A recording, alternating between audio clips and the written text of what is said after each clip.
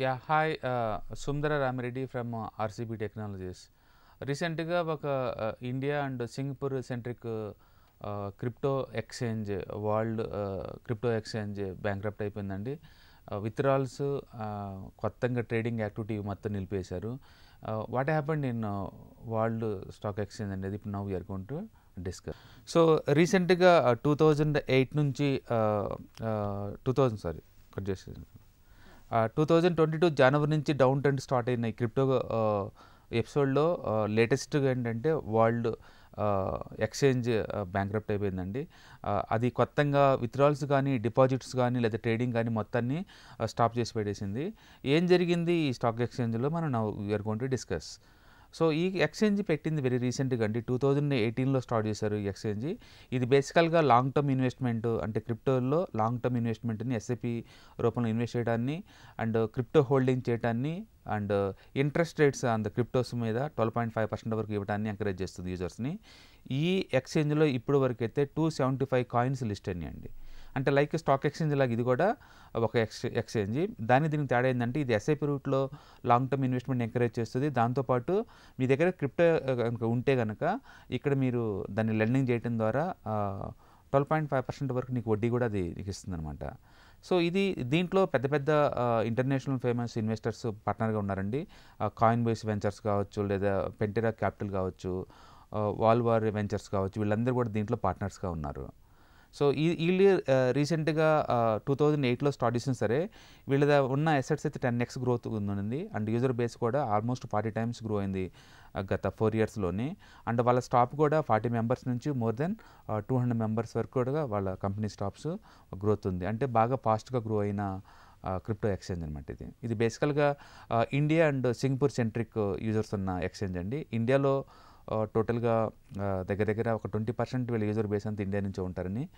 And వేరే వాటితో compare చేసుకున్నప్పుడు ఈ వరల్డ్ స్టాక్ ఎక్స్చేంజ్కి పెద్దగా బ్రోకరేజ్ ఫీజు ఏం రాదండి. ఎందుకంటే బేసికల్గా ఇదేంటంటే క్రిప్టో లెండింగ్ మీద వచ్చే ఇంట్రెస్ట్ రేట్స్ మీద ఇది సర్వ్ అవ్వాలన్నమాట. అంటే మన బ్యాంకులు కనుక వేరే వాళ్ళ మనీ కనుక వడ్డీకి ఇచ్చేస్తే ఆ మధ్యలో వచ్చే కమిషన్ ఎలా ఉంటుందో అట్లా ఈ ఎక్స్చేంజ్కి కూడా లెండింగ్ క్రిప్టో చేయడం ద్వారా వచ్చే డబ్బు ద్వారా మాత్రం సర్వ్ అవుతుంది. అందుకని వేరే ఎక్స్చేంజ్తో పోల్చుకుంటే ఈ ఎక్స్చేంజ్కి వచ్చే డబ్బు చాలా తక్కువ.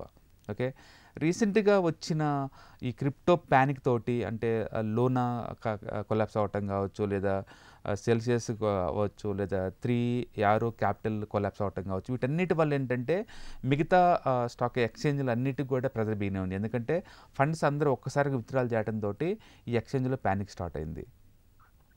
సో ఈ ప్యానిక్ నుంచి ఇది తగ్గించుకోవడం కోసం వీళ్ళు లిటరలీ 30% స్టాప్ని జూన్లో తీసేశారండి. మార్కెటింగ్ ఎక్స్పెండిచర్ తగ్గించుకున్నారు అండ్ ఎగ్జిక్యూటివ్కి ఇచ్చే కాంపెన్సేషన్ తగ్గించారు. ఇన్ని చేసినా సరే వాళ్ళకి మార్కెట్ క్రిప్టో పడతా ఉంది కాబట్టి బాగా సఫర్ అయ్యారు.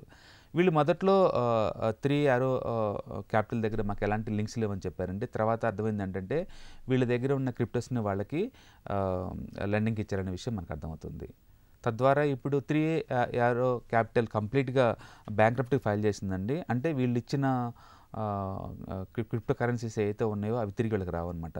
వీళ్ళకి రానప్పుడు వీళ్ళు యూజర్స్కి ఇవ్వాల్సిన అమౌంట్ కూడా ఇవ్వలేకపోవచ్చు ఇన్ టైంలో. అందుకని వాళ్ళు కొత్తగా మార్కెట్ ట్రేడింగ్స్ కానీ విత్డ్రాల్స్ కానీ లేదా హోల్డింగ్స్ కానీ మొత్తం కూడా వీళ్ళు క్యాన్సిల్ చేశారు. సో రీసెంట్గా వాళ్ళు ఇచ్చిన పేపర్ స్టేట్మెంట్ బట్టి మనకు అర్థమవుతుందండి, విత్డ్రాల్స్ కావచ్చు, డిపాజిట్స్ కావచ్చు, ట్రేడింగ్ కావచ్చు కంప్లీట్గా ఫ్రీజ్ చేశారు. అంటే వాళ్ళు లీగల్ ఎక్స్పర్ట్స్ని హైర్ చేస్తున్నారు సింగపూర్ అండ్ ఇండియన్ సెంట్రిక్. అంటే దాన్ని బట్టి ఏంటంటే ఈ ఎక్స్చేంజ్ మళ్ళీ తిరిగి రన్ చేసే ఉద్దేశం వాళ్ళకి లేదన్న విషయం మనకు అర్థమవుతుంది. ఇప్పుడు నెక్స్ట్ ఏం జరగబోతుంది, ఈ ఎక్స్చేంజ్లో ఇన్వెస్ట్ చేసిన వాళ్ళకి కొత్తగా విత్డ్రాల్స్ అలౌ చేయట్లేదు అండ్ అమౌంట్ ఎలా వస్తుంది పెట్టిన వాళ్ళకి. గుర్తుపెట్టుకోండి, ఎక్కడైనా సరే మనం ఇండియాలో NSC and BSC SEBI registered stock exchanges ఇవన్నీ కూడా ఇవి legally and backed by the government of India అనమాట. అందుకని ఇక్కడేంటే మన ట్రేడింగ్ ప్లాట్ఫామ్స్ ఇవి. సో ట్రేడింగ్ ప్లాట్ఫామ్ వేరు, డిపాజిటరీస్ వేరు. అంటే మనం ఒక ఎన్ఎస్సిలో ఏదైనా స్టాక్ మనం కొన్నామనుకోండి, మనం కొన్న ఆ స్టాక్ వితిన్ 3 days కల్లా మీ డిమాట్ అకౌంట్కి వస్తుంది, అంటే డిపాజిటరీ పార్టిసిపెంట్స్ జరుగుతుంది. అంటే మనం అక్కడ అంటే సిడిఎస్ఎల్ కావచ్చు లేదా ఎన్ఎస్డిఎల్స్ కావచ్చు, సిడిఎస్ఎల్ లేదా ఎన్ఎస్డిఎల్ వీళ్ళిద్దరే ఇండియాలో ఉన్న లీడింగ్ డిపాజిటరీ పార్టిసిపెంట్స్ అనమాట. వాళ్ళ దగ్గర మంది స్టోర్ ఉంటుంది. సో మంది ఎప్పుడు కావాలంటే అప్పుడు మళ్ళీ వాళ్ళ దగ్గర తీసుకొని మనం అమ్మేసుకోవచ్చు. ఈ కార్వేలో వచ్చిన ఫ్రాడ్ తర్వాత రీసెంట్గా ఏంటంటే అన్ని టీపీని జనరేట్ చేసుకోవాల్సి వస్తుంది. అంటే మీరు డీమ్యాట్ అకౌంట్లో ఉన్న స్టాక్ మీరు అమ్మాలి అంటే ఖచ్చితంగా సెకండ్ లేయర్ పిన్ పాస్వర్డ్స్ పెట్టారనమాట. అది టీ పిన్ ఉంటేనే అది మీరు అమ్మడానికి అలౌ చేస్తుంది. అంటే ఈవెన్ బ్రోకర్స్ కూడా స్టాక్ ఎక్స్చేంజెస్ కూడా మీ స్టాక్స్ని టచ్ చేయడానికి వీల్లేదనమాట. అంత సెక్యూర్గా ఉంటాయి మీ స్టాక్స్ డిపాజిటరీ పార్టిసిపెంట్స్ దగ్గర. అంటే ఇండియాలో ఎన్ఎస్సి బిఎస్సి కొలాప్స్ అయినా సరే మనకి ఇక్కడ స్టాక్స్కి వచ్చే నష్టం ఏం లేదు. ఎందుకంటే డిపాజిటరీ పార్టిసిపెంట్ దగ్గర మన స్టోరేజ్లో ఉన్నాయి కాబట్టి. అందుకని ఇండియన్ స్టాక్ ఎక్స్చేంజ్లో మీరు సేఫ్ అండ్ సెక్యూర్గా ఉంటారు. కానీ ఈ క్రిప్టో ఎక్స్చేంజ్లో ఏం జరుగుతుందంటే అక్కడే స్టోరేజ్ వాళ్ళే స్టోర్ చేస్తారు.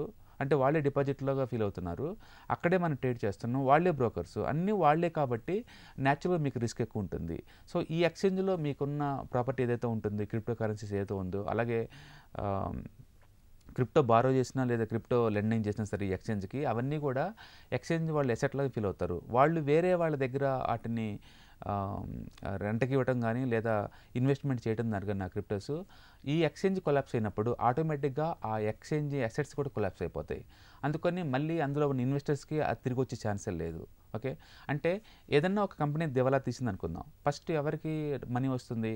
ఎవరైతే సెక్యూర్ లోన్స్ అంటే వాళ్ళ ఆస్తులు తనఖా పెట్టి వాళ్ళు మనీ అప్పు తెచ్చుకుంటారో వాళ్ళకి ఫస్ట్ పే చేయాల్సి వచ్చింది. ఎందుకంటే వాళ్ళు కోర్టుకు వెళ్ళేసి వాళ్ళ తనఖా పెట్టిన ఆస్తులను అమ్మేసైనా సరే వాళ్ళ అమౌంట్ తీసుకుంటారు. అంటే సెక్యూర్ లోన్స్ వాళ్ళకి ఫస్ట్ రైట్ ఉంటుంది కంపెనీలో వాళ్ళ అమౌంట్ని క్లెయిమ్ చేయాలంటే. రెండోది అన్సెక్యూర్ లోన్స్ ఎవరైతే తీసుకుంటారో వాళ్ళకి సెకండ్ హక్కు ఉంటుంది. మిగిలితేనే షేర్ హోల్డర్కి హక్కులు ఉంటాయి అనమాట.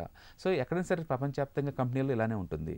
సో ఇక్కడ ఈ క్రిప్టో ఎక్స్చేంజ్ వాళ్ళు వేరే వాళ్ళకి తనఖా పెట్టారు కాబట్టి వాళ్ళ దగ్గర ఉన్న క్రిప్టో కాయిన్స్ అన్నీ కూడా తిరిగి వీళ్ళకి మీకు వచ్చే ఛాన్స్ లేదు. ఎందుకంటే మీ అసెట్స్ అనుకోరు, అది క్రిప్టో ఎక్స్చేంజ్ అనుకుంటారు.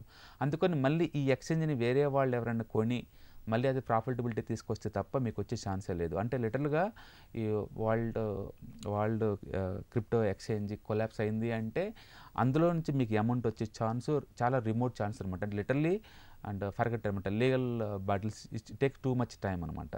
అందుకనే రీసెంట్గా గవర్నమెంట్ ఏజెన్సీలు ఈడీ కూడా వీటి మీద రైడ్ చేస్తుంది. అండ్ ఫర్దర్ అంటే ఫెరా రూల్స్ ఏదన్నా వైలేట్ అయిందా లేదా ఏం జరుగుతుందో తెలుసుకోవడం కోసం గవర్నమెంట్ కూడా చర్యలు తీసుకోవడానికి రెడీ అవుతుంది. సో బేసికల్గా ఈ ఎపిసోడ్ వల్ల మనకు అర్థమవుతుందంటే ఈ స్టాక్ ఎక్స్చేంజ్లో మనం మనీ పెడితే ఎంతవరకు సేఫ్టీ అనే విషయం మీకు అర్థమవుతుంది. సో ఎన్ఎస్సి లేదా బిఎస్సిలో ఇలాంటి ఎక్స్చేంజ్లో మీరు ట్రేడ్ చేయడానికి మాత్రమే వాడతారు. మీ స్టాక్స్ అన్నీ కూడా డిపాజిటరీ పార్టిసిపెంట్ దగ్గర స్టోర్ అయి ఉంటాయి కాబట్టి ఇండియన్ స్టాక్ ఎక్స్చేంజ్లో మీరు సేఫ్ అండ్ సెక్యూర్గా ఉంటారు. ఇదే క్రిప్టో ఎక్స్చేంజ్లో అయితే మీ వ్యాలెట్లో ఫిజికల్గా ఉంటే తప్ప, ఓకే, మీరు లెండింగ్ లేదా బారోయింగ్ చేసినా అండ్ ఎక్స్చేంజ్ కింద మీరు ఉంచినా ఆటోమేటిక్గా అది ఎక్స్చేంజ్ ప్రాపర్టీస్ కింద లెక్కే కాబట్టి వేరే వాళ్ళు ఎవరైతే కొలాప్స్ అయిపోతారో ఆటోమేటిక్గా మీరు కూడా కొలాప్స్ అవుతున్నట్లు లెక్కే. సో ఇక్కడ ఈ ఎపిసోడ్ మొత్తాన్ని కూడా ప్రపంచంలో నెంబర్ 1 క్రిప్టో హెడ్జ్ ఫండ్స్ ఏదైతే ఉందో 3 యారో క్యాపిటల్ ఏదైతే ఉందో అది బ్యాంక్రప్ట్ అవటంతో ఇది బిగిన్ అయింది. అది దానికి ఎవరైతే అప్పుగా ఈ క్రిప్టో కరెన్సీ ఇచ్చారో వాళ్ళందరూ కూడా 1 by 1 కొలాప్స్ అవుతున్నారు. ఇప్పుడు వంతది ఇండియా అండ్ సింగపూర్ సెంట్రిక్గా ఉండే ఈ ఎక్స్చేంజ్ అనమాట. ఓకే, ఇది 12.5% వడ్డీ అనేసరికి చాలా ఎక్కువ మంది కూడా ఏంటంటే వాళ్ళ దగ్గర ఉన్న క్రిప్టో కరెన్సీస్ మొత్తాన్ని కూడా వీళ్ళకి తనఖా పెట్టేసి ఎక్కువ వడ్డీ వస్తుందని చెప్పేసి ఇదే రండి.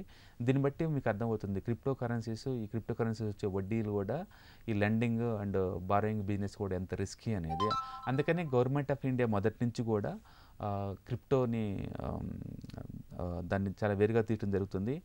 కంప్లీట్గా క్రిప్టో కరెన్సీకి ట్రాన్స్ఫర్ అయ్యే మనీని పేమెంట్ గేట్వేస్ మొత్తం ఆపేయడం జరిగింది, యూపీఐ ద్వారా పేమెంట్ వద్దని. రెండోది క్రిప్టో కరెన్సీస్ ద్వారా చేస్తే ట్రేడింగ్ 30% క్యాపిటల్ గెయిన్ ట్యాక్స్ కట్టాల్సి వస్తుందని చెప్పేసి దాని మీద విధించింది. ఇది కాకుండా ఇంకా యూజర్స్ని డిస్కరేజ్ చేయడం కోసం 1% టీడీఎస్ ఫర్ ఈచ్ ట్రేడ్ మీద పెట్టారండి. అంటే గవర్నమెంట్ ఇంటెన్షన్ కూడా చాలా క్లియర్గా ఉంది. ముందు రోజుల్లో కూడా క్రిప్టోస్ని ఒక అసెట్ క్లాస్గా అంగీకరించే ప్రశ్న లేదు అని చెప్పేసి ఇండైరెక్ట్గా సిగ్నల్స్ పంపుతూ ఉంది.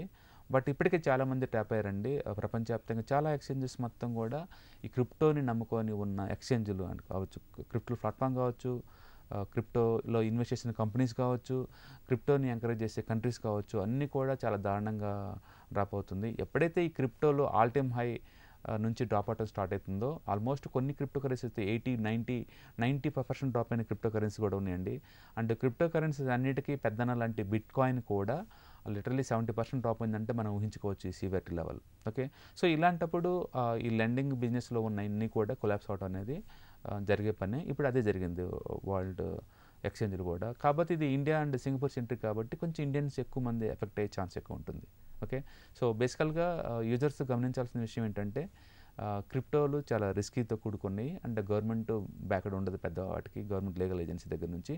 రెండోది, మీరు ఏదన్నా క్రిప్టోని ఒక అంటే రెంటల్కి లేదా లెండింగ్ చేసేటప్పుడు మీరు అలాంటి అడిషనల్ ఇన్కమ్ కోసం ట్రై చేస్తుంటే 1-2 సార్లు ఆలోచించుకోండి. అది మన ఇండియన్ డిపాజిటరీస్ లాగా మీ అసెట్స్ ఏం సేఫ్టీగా ఉండవు వాళ్ళ దగ్గర. Okay, thank you.